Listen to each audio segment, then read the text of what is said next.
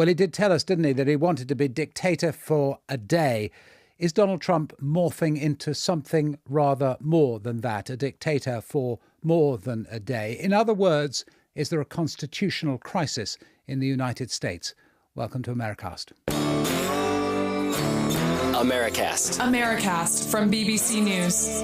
Hello, it's Sarah here. I'm in our BBC bureau in Washington. And it's Anthony, right here next to Sarah in our bureau. Hello, it's Justin in the worldwide headquarters of Americast in London, England, talking to you at around 3:15 in the afternoon on Thursday in the UK. Yeah, that makes it 10:15 in the morning here in Washington, D.C. And I have to warn you, Justin, and everybody else who's listening, things are moving fast in Washington at the moment. Whichever story I'm covering for the 6 or the 10 o'clock news changes several times during the day. So there's a possibility that the things we say in this podcast might be slightly out of date, might be slightly superseded by events by the time you're listening to it. But the gist of it will remain true. Especially because we're talking about the executive orders that Donald Trump has been signing such a great flurry of, and whether governing by this means is actually damaging the US Constitution and somehow circumventing all of the checks and balances that are meant to control his power. Yeah, we've seen a wide variety of different things Donald Trump has tried to do by executive order. He's tried to end birthright citizenship. That's the right of anyone born on U.S. soil to become a citizen.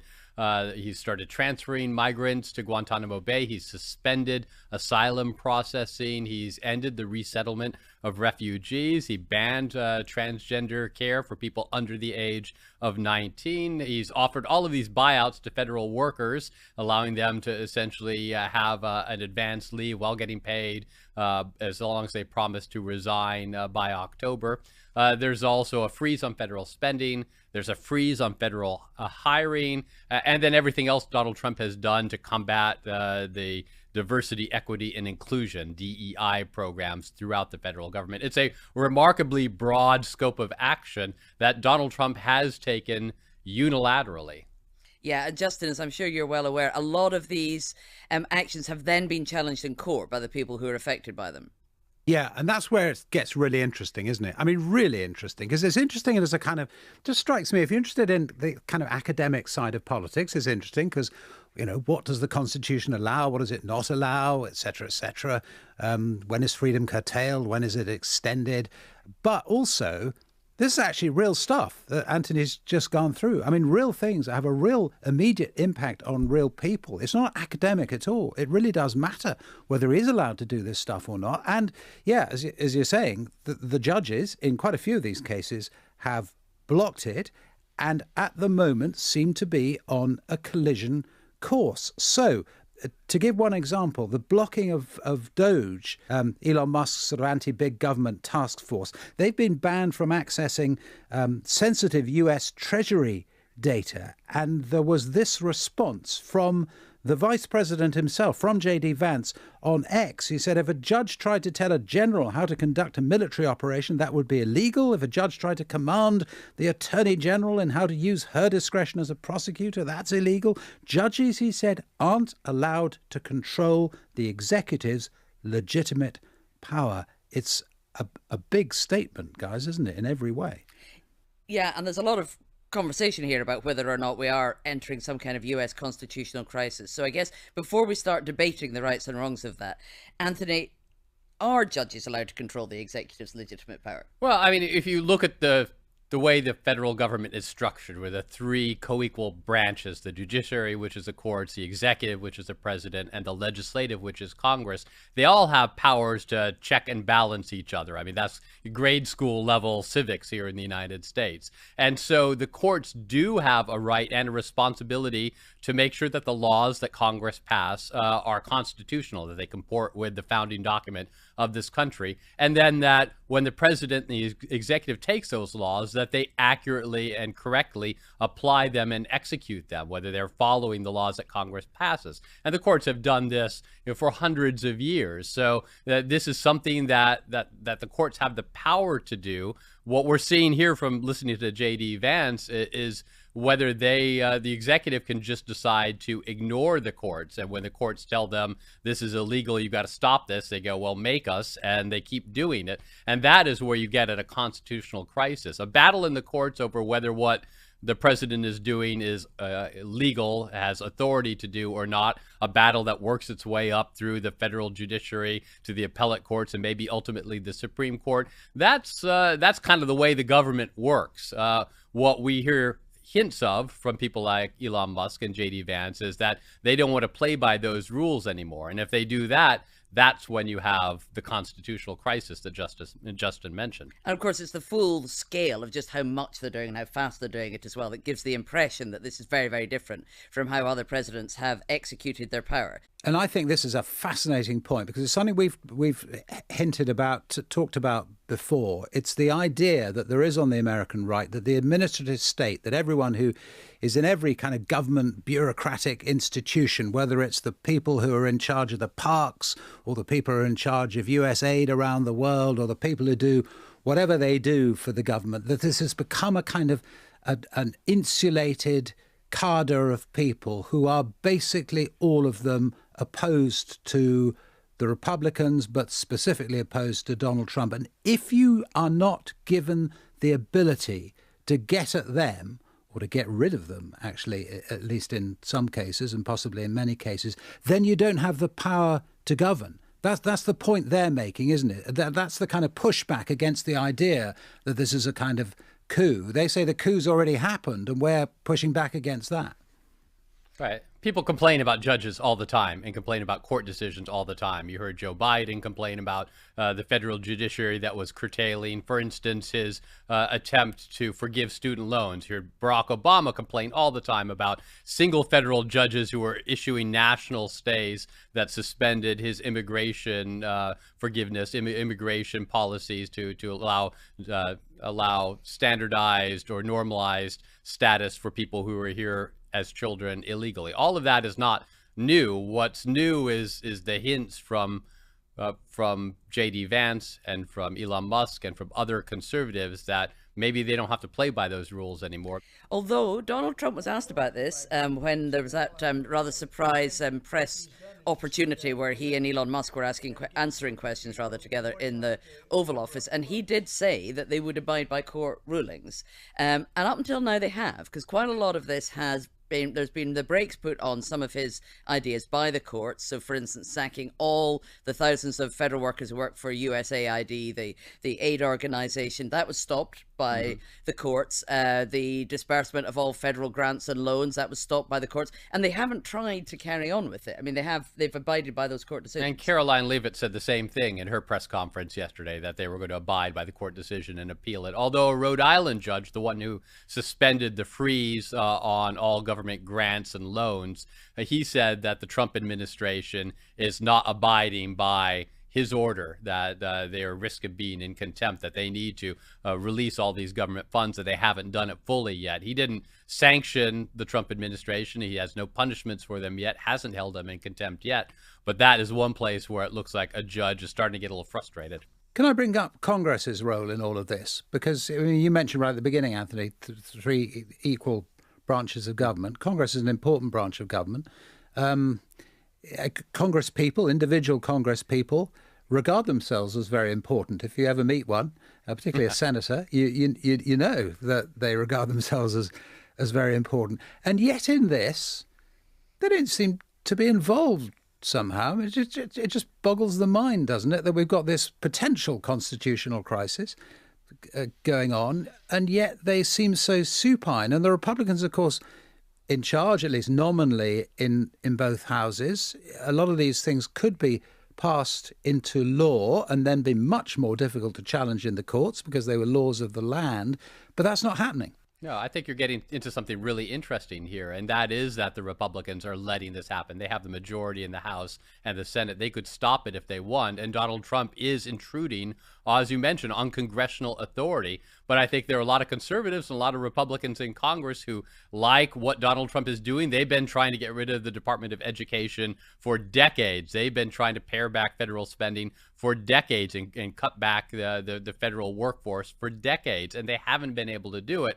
Now Donald Trump is actually finding a way, perhaps, if the courts allow him to do it. And so the ends they like, The means, maybe they're not so big a fan of, but for at least right now, they're willing to go along with it because it's getting something done that they have been ramming their head into the wall over and over again on. Although, interestingly, in quite a few cases, the reason why the courts have stepped in and at least paused some of the executive actions that Donald Trump has signed is because the people bringing those cases have said it should be Congress that's doing this. Yeah. You, as the president, don't have the power at the stroke of a pen to, for instance, disband the whole of USAID. It was created by Congress, it's funded by Congress, it needs to be disbanded by Congress. And in some cases, like firing all the inspectors general at various different departments, he ought to have notified Congress 30 days before he did that. And these are the reasons why it's being held up legally sometimes, because other people are sticking up for Congress, even if they won't stick up for themselves. What's the politics of all this? Because, I mean, there's a sort of strong guy ethic, isn't there, if I can put it like that, in the Trump administration. They've hit the ground running. They very much want us to be talking about how hugely energetic they are. And it seems to me that, in a sense, this plays into that, doesn't it? Politically, and in terms of optics, this conflict with the courts is absolutely politically where they want to be. 100%. Every way you look at it, it seems to me it's got political upside. You clash with these lower courts and you say that these are activist judges who are standing in the way of Donald Trump's agenda, and that just shows you how the deep state is out to prevent change. He looks extremely dynamic because he's taking all of these actions. Ultimately, these court cases will go up and up to higher and higher courts and end up in the Supreme Court, where if Donald Trump loses, well, at least he fought a valiant fight on behalf of what people elected him to do, he will say. But there's every chance he might win. We were all very surprised when the Supreme Court ruled last year that he, as president, he was the one who brought the case, had total immunity for any acts he did, took official acts he took as president, that he would not be criminally liable for any of that. They've given him very, very wide scope in the past. They might very well do so again. Yeah, it's going to be a fascinating case. And remember, as we talked about before, 9 justices on the U.S. Supreme Court, 6 of them are conservative. 3 of those have been appointed by Donald Trump himself. So he only has to get 5 of the 6 conservative justices to support this vast expansion of presidential power in order to win. So it may be he's rolling the dice here, and he's not going to have to just ignore the courts, because when push comes to shove, the courts will ultimately be on his side. That could be the bet. And look at the coverage of it. So I think every day this week I've opened the New York Times and the words constitutional crisis have appeared fairly prominently. So there are howls of liberal outrage. Well, the Trump White House doesn't care about that. They're probably quite happy about that. The Wall Street Journal, some of the more right-wing papers, well, they're writing at length how ridiculous this liberal panic is, and how, yes, you could get to a constitutional crisis if the executive branch starts completely ignoring court rulings, especially if they try to ignore a Supreme Court ruling, but that we're nowhere near that yet. And could everybody please calm down a bit? We had a couple of emails on exactly these points. This is a good one from Andrew. For a country that seems to define itself and how it shook off the shackles of the British monarchy, it seems like they have a monarch with greater power than any modern monarch in Britain. The stroke of an executive order, Andrew says, seems to have all the power of a Tudor king rather than a president working within checks and balances. It feels odd, he says, that this centralisation of power is accepted without comment. Well, it's not being accepted without comment, is it? But it is true, isn't it, Anthony, that it kind of, it's an interesting question, the extent to which Americans actually want the kind of smack of firm government. And although they've invented all these checks and balances and sometimes tell us how proud they are about the Constitution, that actually they quite like something to be done just at the stroke of a pen. I think it reflects the frustration that many Americans feel about the system not working for them. This system has been gridlocked for a long time. Only very rarely do the different branches of government all kind of work in unison to make sweeping changes that many American people want. And so I think this is that frustration boiling over. Well, if Congress and the president can't seem to get along and nothing gets through Congress and everything gets tied up by the courts, well, maybe we should try having a stronger president who just rams all this through. Courts be damned, Congress be damned. And I think a lot of Americans will be happy with the end result. If you look at polls right now, it's not the, oh my gosh, what is Donald Trump doing? He's tearing up the Constitution. You can see a plurality or close to it approving of Donald Trump and viewing him as someone who is taking decisive action, and they support that. And of course, talking about monarchy is a bit of a dirty word in America. They are very, very proud of the way they threw off the shackles of monarchy and invented an elective democracy instead. But of course, the difference between Donald Trump and a Tudor king is that he was elected and now he's taking all of these powers. But I guess if we're drawing those comparisons, if he's Henry VIII, does that make Elon Musk Thomas Cromwell?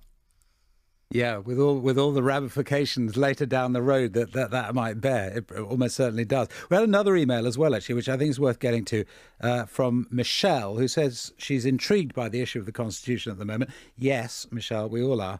I think rightly. I mean, it's just fascinating. As I was saying right at the beginning, it's fascinating. The kind of rather dusty academic subject takes shape, takes form in this way. Anthony's laughing because he's interested in dusty academic subjects. But for the rest of us, Anthony, we're just waking up to your world, and it's brilliant. Mm-hmm. We're energized by it. So she says, this is Michelle, she says, many MAGA spokesmen have mentioned revisiting the Constitution as the checks and balances are hampering what they want to do. So bearing in mind how devoted they are to the Constitution, or the right wing is, when it comes to the right to bear arms, the right of free speech as well, how can they now decide that the Constitution needs to be examined in relation to the areas they want to change?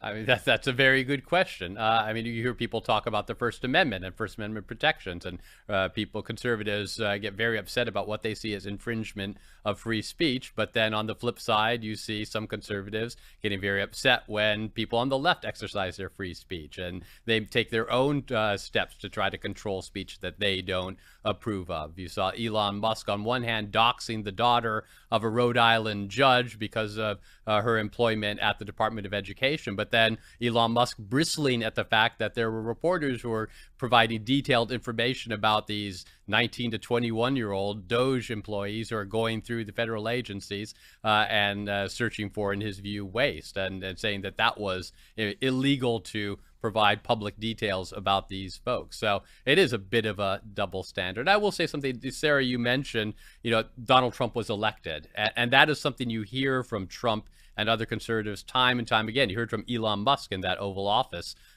visit and press conference he held a couple days ago, and that is that Donald Trump and the Trump White House are speaking for the American people, that they have the imprimatur of the American people, and that Trump is doing what the American people voted for, and it is the courts, and it is Congress, and it is Democrats and the bureaucracy that are standing in the way of that. So they are trying to present themselves as being accountable to the people in a way that their opponents aren't. I'm really intrigued by something in this question from Michelle. I mean, she's absolutely right that people, and I think on both sides of political argument, cling to the parts of the Constitution that support what they believe in and use them as a shield, and then can conveniently ignore other parts. But she's saying, what about MAGA spokespeople talking about revisiting the Constitution? Because although, as Justin says, it is a bit old and dusty, it's also malleable, isn't it? I mean, it has been changing. It wasn't just set in aspect when it was signed and hasn't changed since. Yeah, the bar for amending the U.S. Constitution is very high. Congress has to pass an amendment, and then states have to ratify it, and that takes a very long time. There's another method that we've never tried here. It is in the Constitution, but we haven't tried it, and that is to hold a new constitutional convention where the states call a constitutional convention. They send delegates, and everyone gets together, and they debate changing the Constitution, adopting new amendments to the Constitution.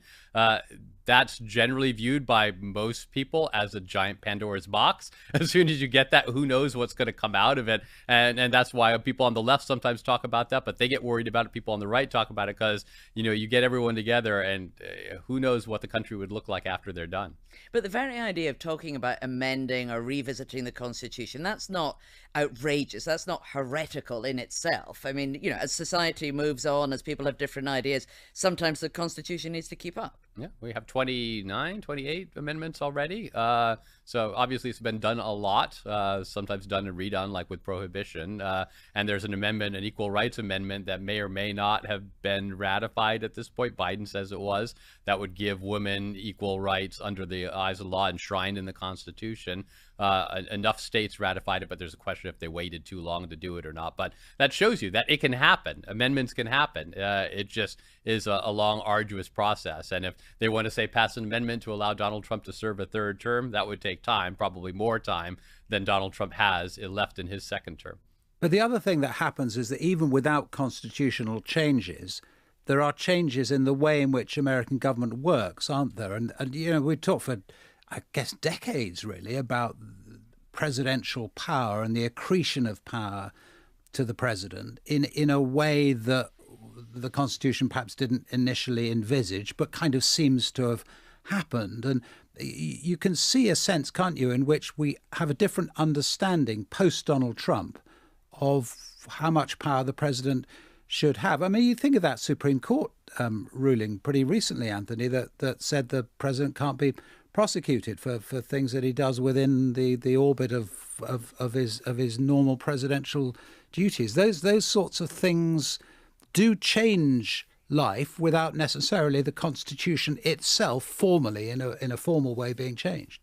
Right. The Supreme Court ultimately interprets the Constitution. They've kind of assumed that right for themselves, but they did it back in the early 19th century and has been that way ever since. And there was another big case that shows another example of how the Supreme Court can change the way the federal government operates. And that was the one also last year that changed how courts defer to agency decisions. They used to give a lot of deference to federal agencies, to the federal bureaucracy, when interpreting laws that maybe aren't all that clear. And that had been the practice since the early 1980s. So for 4 decades, the court last year changed it and said, no, judges, federal judges, are the ones who can step in and say the agencies are taking too much power for themselves. They're interpreting the law wrong. Even if the law is vague, they don't have to defer to the agencies. The judges can step in and say, no, this is what the law is. And that is going to be a pretty significant shift in the basis of power in this country, away from the bureaucracy